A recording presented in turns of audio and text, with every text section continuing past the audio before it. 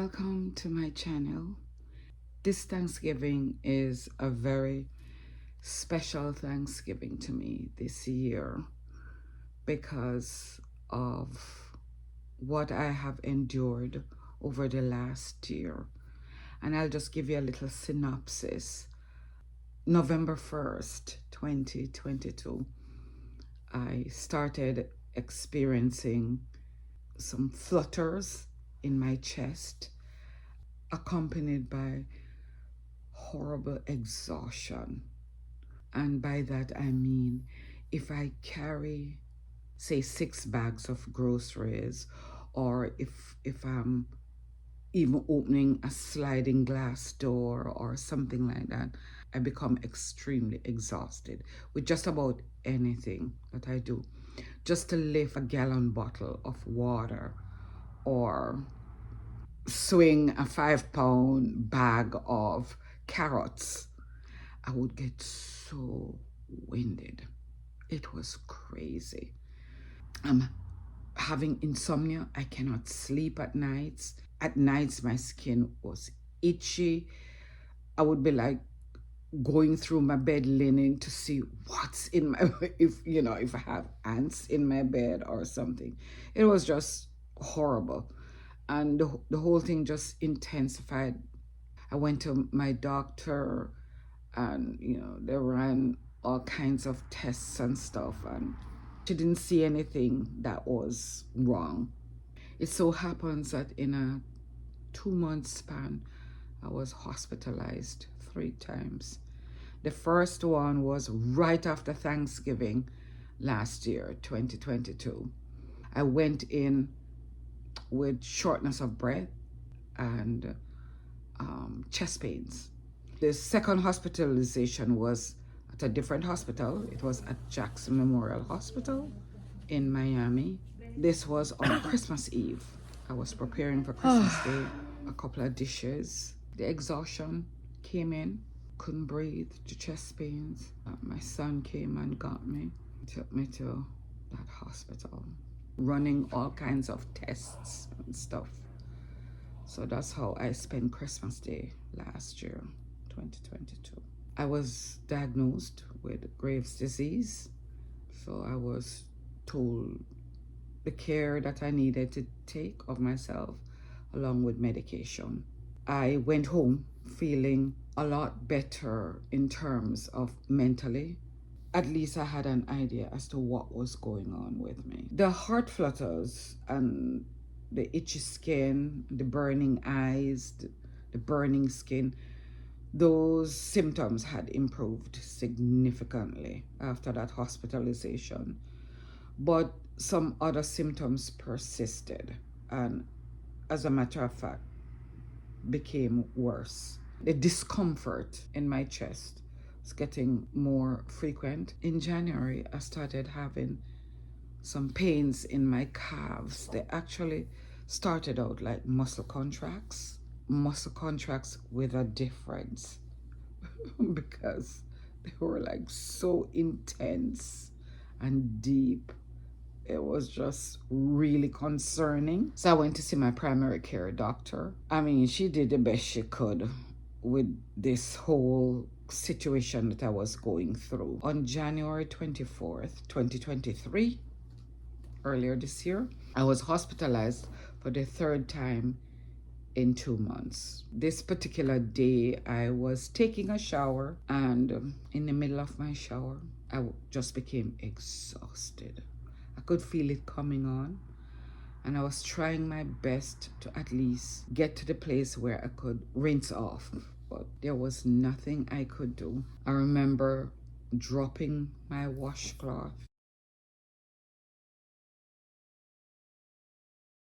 and stepping out of the shower. I remember seeing this white light that just swipe across diagonally from right to left.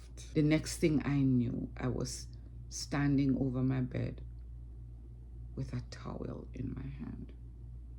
I have no idea what happened.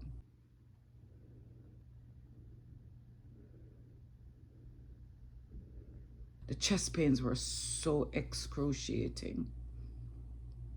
crushing, and the shortness of breath. My God.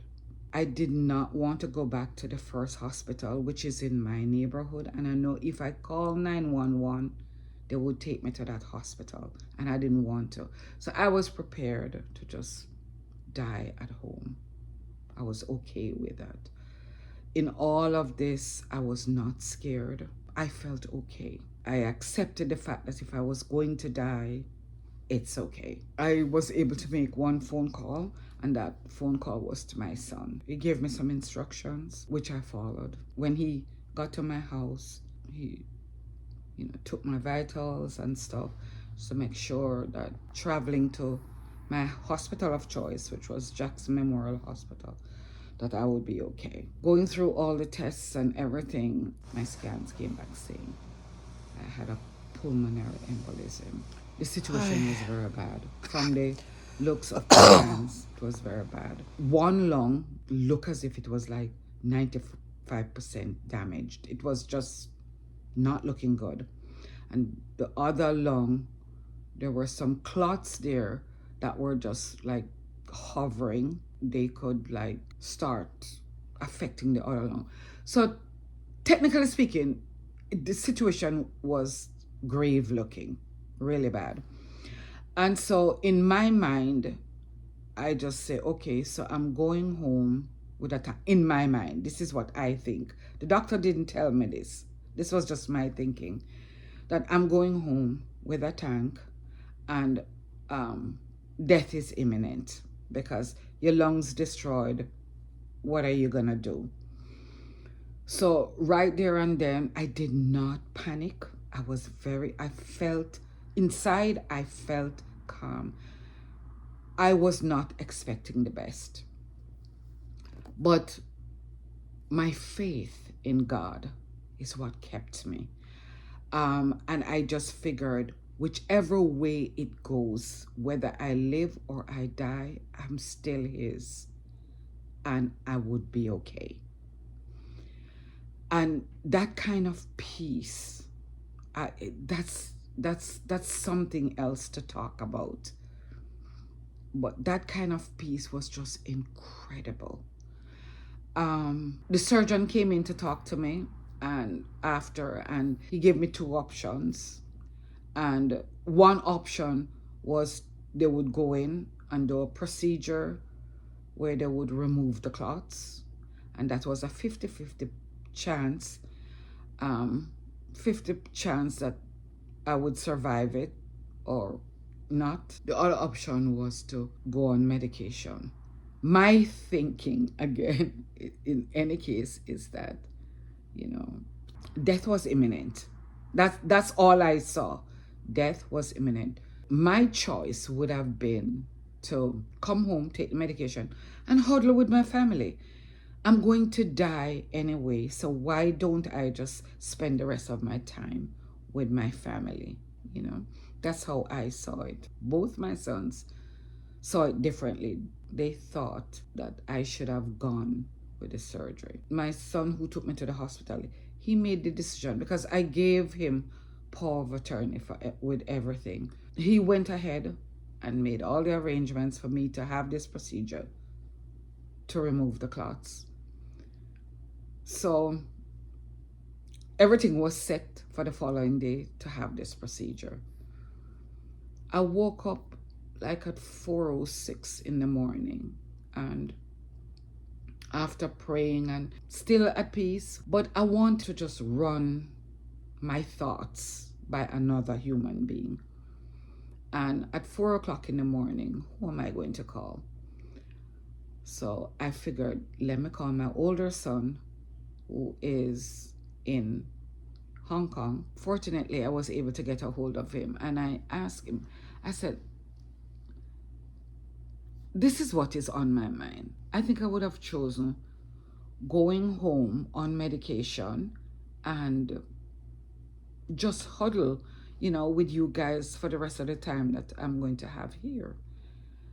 I said, what do you think? And he said, I think my brother made the right choice.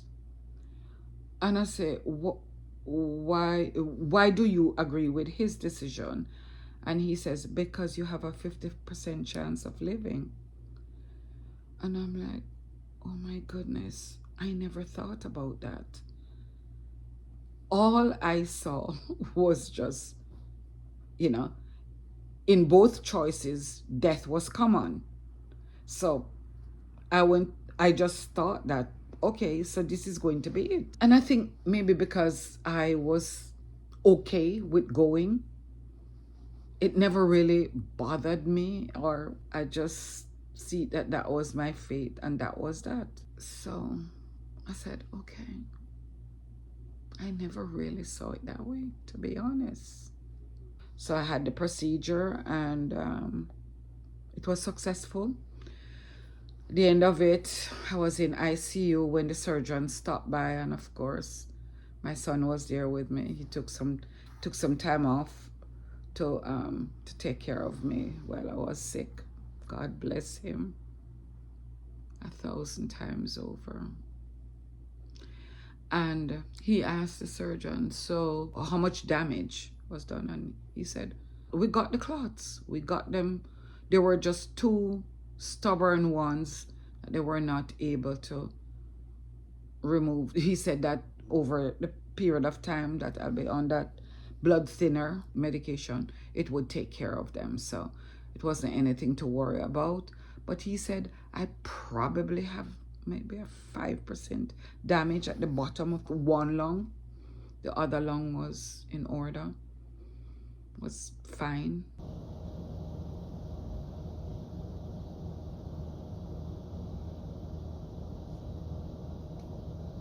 But it's starting to fill more into the lung now. Yeah, it was a 3-hour procedure to remove those clots, those blood clots. So I'm very thankful. I made it, I think. Still not quite out the woods yet, but I'm getting there.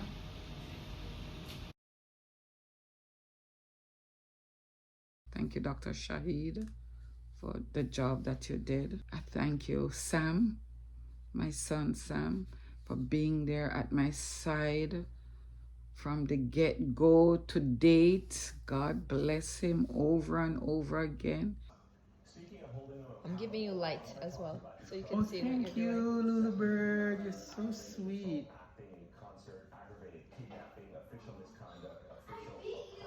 Okay, where's the seams? I want to make sure I have the seams right. Thank you, all the teams at Jackson.